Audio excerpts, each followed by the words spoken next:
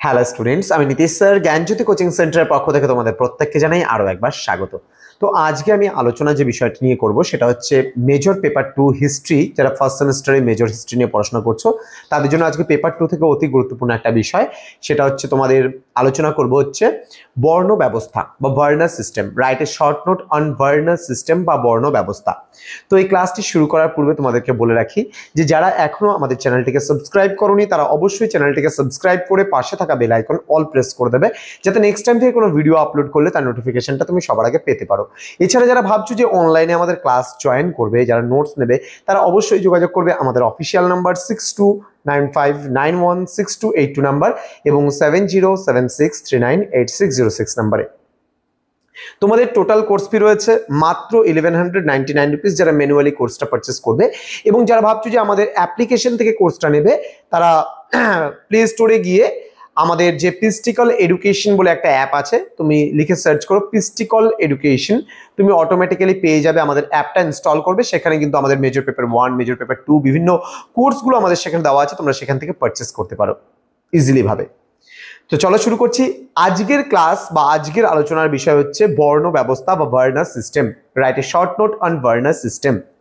দেখো, প্রথমত আমরা যদি বলি ঋগ বৈদিক যুগে সমাজে যে বর্ণ কিন্তু ছিল কয়টা? 4টা বর্ণ ছিল। প্রাচীন ভারতে 4টা বর্ণের আমরা অস্তিত্ব লক্ষ্য করতে পারি, সেটা হলো ব্রাহ্মণ, ক্ষত্রিয়, বৈশ্য এবং শূদ্র। তো এই যে ব্রাহ্মণ আছে যারা, এই ব্রাহ্মণদের কাজ কি ছিল? এই ব্রাহ্মণদের কাজ ছিল যাগযজ্ঞ করা, পূজা অর্চনা করা এবং বিদ্যা চর্চা করা। পরবর্তী যে বর্ণটা রয়েছে সেটা হচ্ছে ক্ষত্রিয়। এদের কাজ ছিল দেশ রক্ষা করা এবং দেশ শাসন করা। এবং 3 নম্বর যে বর্ণটা ছিল বৈশ্য।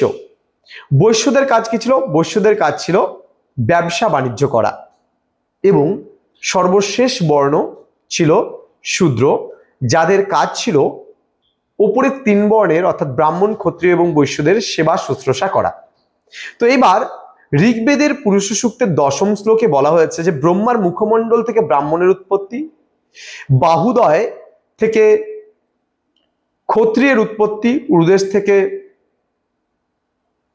বৈশ্যের উৎপত্তি এবং পদযুগল থেকে শূদ্রের উৎপত্তি। অর্থাৎ ফেস আমাদের যে অর্থাৎ মানে সমাজে অবস্থান বোঝাতে ব্রাহ্মণ, ক্ষত্রিয়, বৈশ্য, শূদ্র এই 4টা শ্রেণীর অবস্থান বোঝাতে কিন্তু এই কথাগুলো ব্যবহার করা হয়েছে। যে ব্রহ্মার মুখমণ্ডল মানে ফেস তো আমাদের দেহের সবার উপর থাকে, তাহলে ব্রহ্মার মুখমণ্ডল থেকে উৎপত্তি হয়েছে কার? ব্রাহ্মণের। তারপরে কি বলছে? বাহুদয় মানে হাত দুটো, এখান থেকে উৎপত্তি হয়েছে কি? ক্ষত্রিয়ের। উরুদেশ মানে পেট আমরা যেটাকে বলি উরুদেশ, তো সেখান থেকে উৎপত্তি হয়েছে কার? বৈশ্যের।